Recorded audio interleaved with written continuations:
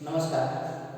આજે આપણે સમાજશાસ્ત્ર સેમ 3 માં CES 307 સામાજિક સંશોધન પદ્ધતિ એમાં આપણે જોઈએ છીએ. બરાબર, એમાં પહેલું છે યુનિટ 1 માં સામાજિક વિજ્ઞાનનો અર્થ અને તેના લક્ષણો આપણે કાલે જોયા હતા. આજે આપણે સામાજિક વિજ્ઞાનોના પ્રકારો વિશે આપણે જોવાનું છે. હવે સામાજિક વિજ્ઞાનો એટલે કે વિજ્ઞાનના પ્રકારોમાં જોવાનું છે. વિજ્ઞાનના હવે 3 પ્રકારો પાડ્યા છે. એક છે પ્રાકૃતિક વિજ્ઞાન જે કુદરતી સાથે જોડાયેલું છે, ભૌતિક બાબતો સાથે જોડાયેલું છે. બીજું સામાજિક વિજ્ઞાન, બરાબર, જે આપણે બધા ભણીએ છીએ. બીજું માનવ વિજ્ઞાન કાં તો માનવ શાસ્ત્ર, બરાબર, જે ભાષા વિચાર કે પછી બરાબર જે જાતિની ઉત્પત્તિથી માંડી બરાબર વગેરે જે બધી બાબતોનો જે અભ્યાસ કરવામાં આવે છે એ બધો જ અભ્યાસ આ માનવ શાસ્ત્રમાં થતો જોવા મળે છે. પહેલા શું હતું કે મોટાભાગના જે શાસ્ત્ર હતા, મોટાભાગના જે બાબતો હતી એ શું હતું કે તત્વજ્ઞાન કાં તો દર્શન શાસ્ત્ર, આ બધા જ બરાબર પ્રાકૃતિક વિજ્ઞાનો, સામાજિક વિજ્ઞાનો, માનવ વિજ્ઞાનનો અભ્યાસ એમાં જ થતો.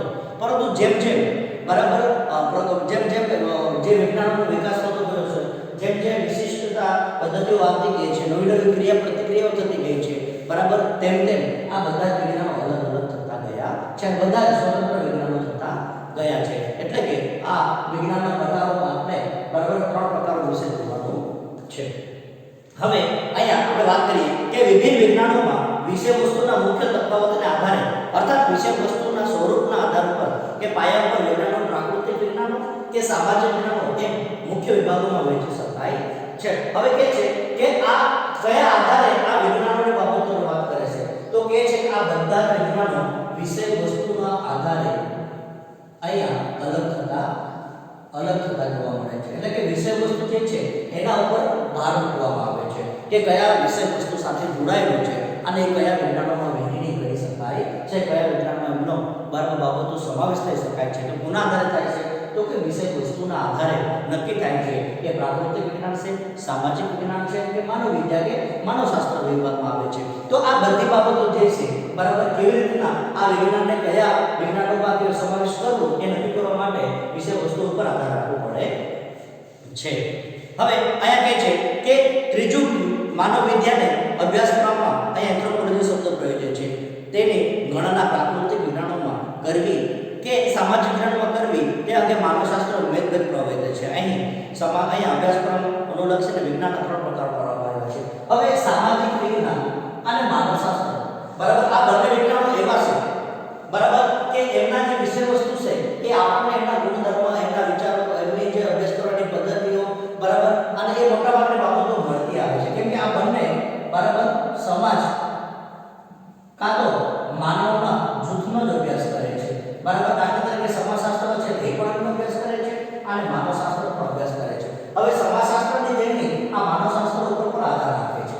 બરાબર, એટલે મોટાભાગના તમે જોજો જ્યારે પણ ભણીશું ત્યારે સમાજશાસ્ત્રમાં માનવશાસ્ત્રીઓ પણ આપણને જોવા મળશે. કેમ કે એમણે પણ માનવ વિદ્યા કે માનવનો અભ્યાસ કરેલા જોવા મળે છે. જેના પરથી આપણે માનવ સમાજના સંબંધો કે એમની બાબતો કે જૂથ કે પ્રવૃત્તિ અંગેની બાબતો જે અભ્યાસ કરીએ છીએ પણ શું છે આ બંને શાસ્ત્ર સમાજ અને માનવ જૂથ સાથે સંકળાયેલા છે.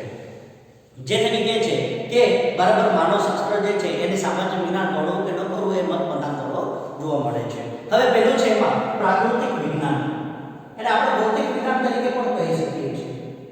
ભૌતિક વિજ્ઞાન તરીકે પણ કહી શકીએ છીએ.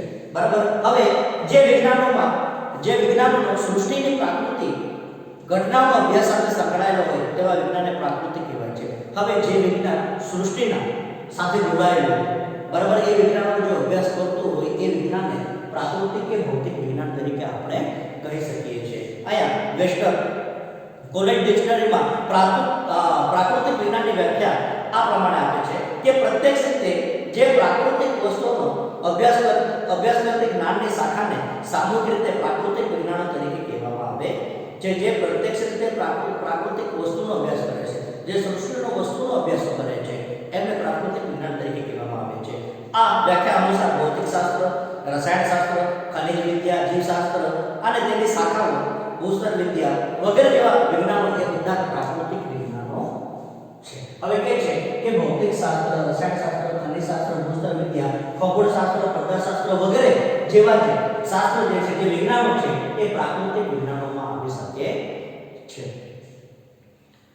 બીજું કે પ્રાકૃતિક વિજ્ઞાન, ભૌતિક વિજ્ઞાન કે જીવશાસ્ત્ર વિજ્ઞાન એમ બે વિભાગમાં વહેંચવામાં આવે છે. હવે આ ભૌતિક પ્રાકૃતિક વિજ્ઞાનને બે ભાગમાં ડિવાઇડ કરવામાં આવે છે. બરાબર, એક તો ભૌતિક વિજ્ઞાન અને બીજું છે બરાબર જીવશાસ્ત્રીય વિજ્ઞાન.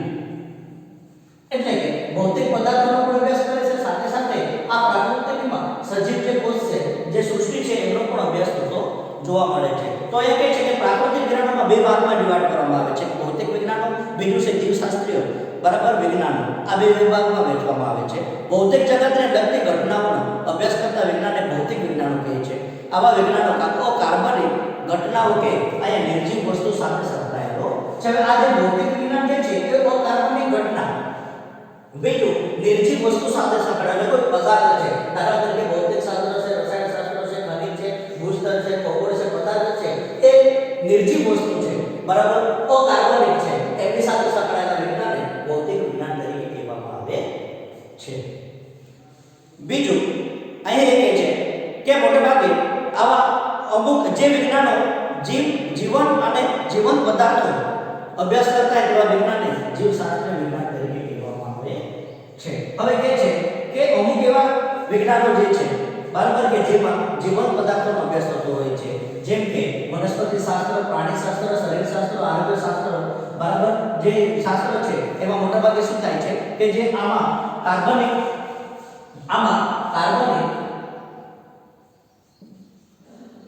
ઘટના કે વસ્તુ બરાબર આ તો અહીંયા બરાબર સજીવ વસ્તુઓ છે કે જેનો અભ્યાસ બરાબર આ જે પ્રાકૃતિક વિજ્ઞાનનો જે વિભાગ પડે છે તો જીવશાસ્ત્રીય અભ્યાસ, વનસ્પતિ શાસ્ત્ર, પ્રાણી શાસ્ત્ર, શરીર આરોગ્ય શાસ્ત્ર નો અભ્યાસ કરે છે, કેમ કે એમાં કાર્બનિક ઘટનાઓ અને સજીવ વસ્તુનો અભ્યાસ થતો જોવા મળે છે.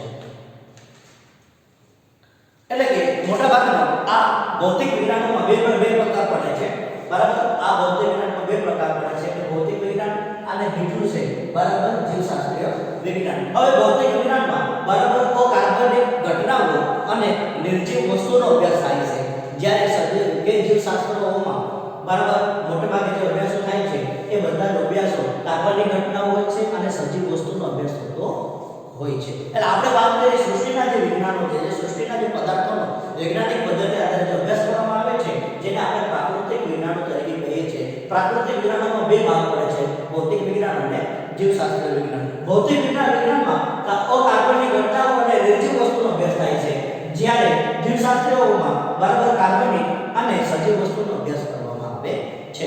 બીજું છે સામાજિક વિજ્ઞાન. હવે સમૂહ જીવન જીવતા કે સમુદાયમાં રહેતા જીવવા માટે સામાજિક શબ્દો પ્રયોજવામાં આવે છે.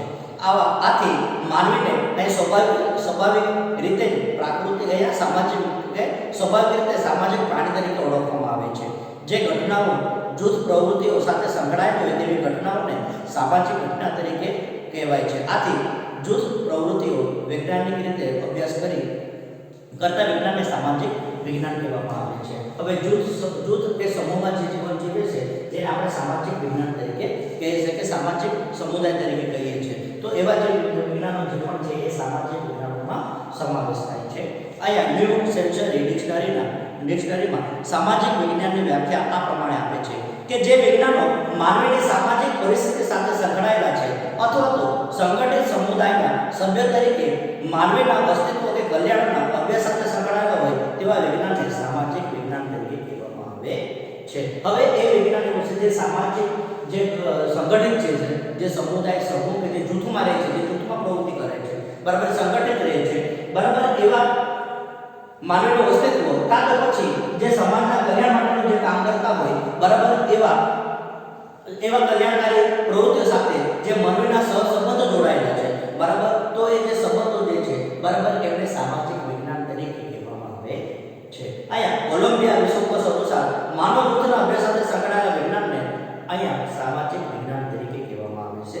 જે બરાબર સમાજ કે મનુષ્ય સાથે જૂથ કે સમુદાય સાથે બરાબર ક્રિયા કે આંતરક્રિયાઓ સાથે બરાબર જે વ્યક્તિ સમૂહ કે જૂથમાં જોડાયેલા જે વ્યક્તિ જે સમૂહ છે એનો અભ્યાસ કરવામાં આવે છે, જેને સામાજિક વિજ્ઞાન તરીકે કહેવામાં આવે છે. માનવી સામાજિક પ્રાણી છે એનો અર્થ એ છે કે માનવી સમૂહ જીવન જીવે છે અને માનવ પ્રકૃતિનું ઘડતર સમૂહ જીવન દ્વારા શક્ય બને છે.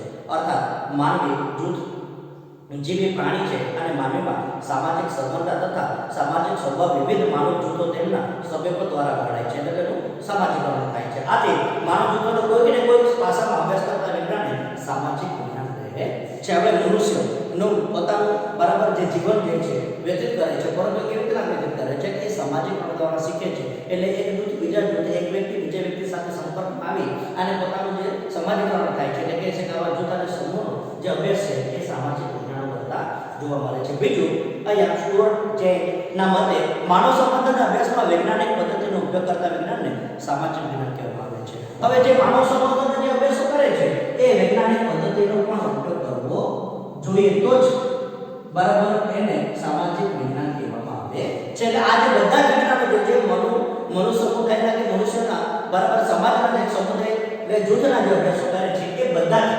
વિજ્ઞાનો વૈજ્ઞાનિક પદ્ધતિનો ઉપયોગ કરીને જો અભ્યાસ કરે તો તેને સામાજિક વિજ્ઞાન તરીકે કહેવું. યંગ અને બેક નોંધે છે કે વૈજ્ઞાનિક પદ્ધતિના ઉપયોગ દ્વારા માનવીની આંતરક્રિયાના સ્વરૂપો અને અંતર્ગત વસ્તુના અભ્યાસ સાથે સંકળાયેલા વિજ્ઞાનને સામાજિક વિજ્ઞાન કહે છે. સામાજિક વિજ્ઞાનનો વિષયવસ્તુ અહીંયા પ્રાગૈતિહાસિક કાળથી માંડીને વર્તમાન સમય સુધી તેમજ સમકાલીન સમાજોમાં માનવ ઇતિહાસના સંપૂર્ણ ક્ષેત્રને તેમજ અહીંયા પ્રાગૈતિહાસિક કાળમાં સમાજના જીવનને સંસ્કૃતિથી માંડીને આજ પર્યંત સમાજના માનવ વ્યવહારો અને સંસ્કૃતિના વારસાના અભ્યાસ સાથે એ અભ્યાસને આવરી લે છે. આમ સામાજિક વિજ્ઞાન પ્રત્યક્ષ રીતે માનવી અને સમાજના વૈજ્ઞાનિક અભ્યાસ સાથે સંકળાયેલું છે. ક્રિયા, આંતરક્રિયા, તેના સ્વરૂપો, અંતર્ગત એકબીજા સાથેના સંબંધ જૂથો જે ક્રિયાઓ કરે છે બરાબર, એની સાથેના અભ્યાસ સાથે સંકળાયેલા જે વિજ્ઞાનો છે એ બધા જ વિજ્ઞાનો સામાજિક વિજ્ઞાન તરીકે કહે છે. અહીંયા કહે છે કે આવા બધા વિષયો જે છે સમાજશાસ્ત્ર, અર્થશાસ્ત્ર, ઇતિહાસ, રાજ્યશાસ્ત્ર, કાયદાશાસ્ત્ર, સામાજિક સાંસ્કૃતિક, માનવશાસ્ત્ર, ગુનાણુશાસ્ત્ર, સમાજલક્ષી મનોવિજ્ઞાન વગેરે જેવા સંપૂર્ણપણે સામાજિક વિજ્ઞાનો છે. જ્યારે નીતિશાસ્ત્ર, શિક્ષણશાસ્ત્ર, તત્વજ્ઞાન વગેરે અર્ધ સામાજિક વિજ્ઞાનો છે. ભાષા વિજ્ઞાન, વૈદક શાસ્ત્ર, કળા વગેરે એ ગર્ભિતા ધરાવતા સામાજિક વિજ્ઞાનો છે. હવે એ કહે છે કે અહીંયા વિજ્ઞાનની બાબતો કરે છે, આ બધા સ્વતંત્ર સામાજિક વિજ્ઞાનો છે બરાબર. જ્યારે બીજા અમુક વિજ્ઞાનો જે છે જે નીતિશાસ્ત્ર છે બરાબર, શિક્ષણશાસ્ત્ર, તત્વજ્ઞાન છે એ અર્ધ સામાજિક છે, અને ભાષા વૈદિક કાળ કે ભાષા વિજ્ઞાનની કળા છે એ ગર્ભિત બરાબર શાસ્ત્ર માટે છે. છેલ્લું છે માનવ વિદ્યા અને માનવ શાસ્ત્ર. અંગ્રેજી શબ્દ એન્થ્રોપોલોજી માટે ગુજરાતી પર્યાય માનવશાસ્ત્ર રદ થયો છે. આથી અહીં માનવ વિદ્યા શબ્દને બદલે હવે માનવશાસ્ત્ર શબ્દ ઉપયોગમાં લેવાય છે. માનવશાસ્ત્ર માનવી અને તેના કાર્ય, વર્તન તેમજ સર્જનોનું વૈજ્ઞાનિક અભ્યાસ કરતું વિજ્ઞાન છે.